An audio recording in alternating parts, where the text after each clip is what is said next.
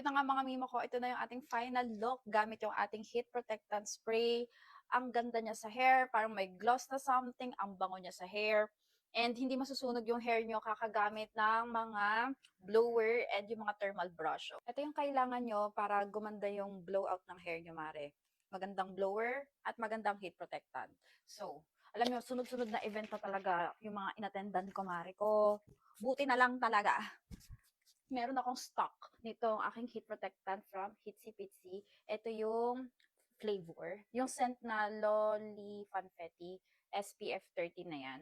Alam nyo, ang nagustuhan ko talaga dito sa heat protectant spray na to ni Hitsy Pitsy ay parang siyang hair gloss na parang siyang heat protectant and at the same time hair perfume in one. Pero ako talaga, ang pinaka-bet ko yung parang color orange niyan, yung Summer Fresh Mare ko.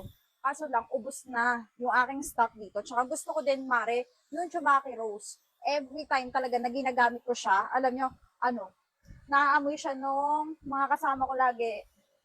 Tinatanong nila sa akin kung ano daw perfume ko, lalo na nung kapatid ko, one time, ang dami kong chika, one time gamit ko siya, sabi ng kapatid ko, ano daw perfume ko, kasi kaamoy daw, nung parang nasa abroad, Mare ko, yung parang nagpadala ka ng package na malaki tapos binuksan ng December. Ganun yung amoy niya daw.